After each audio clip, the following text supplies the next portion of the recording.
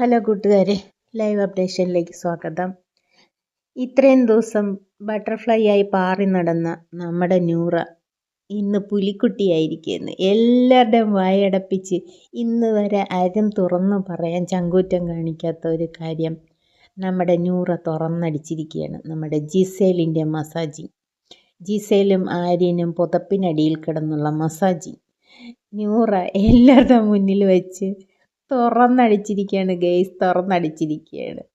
നമ്മുടെ അക്ബറിൻ്റെയും അംബാനിയുടെയും ജിസേലിൻ്റെയും ആര്യൻ്റെയും എല്ലാം അടപ്പിക്കുന്ന ഒരു വെളിപ്പെടുത്തലായിരുന്നു അത്. ഇന്ന് വരെ ആരും പറഞ്ഞിട്ടില്ല. എല്ലാവർക്കും അറിയാം പുതപ്പിനടിയിൽ മസാജിങ് ആണ്, എല്ലാവരും കാണുന്നതുമാണ്, ഞങ്ങളും കണ്ടുകൊണ്ടിരിക്കുവാണ്.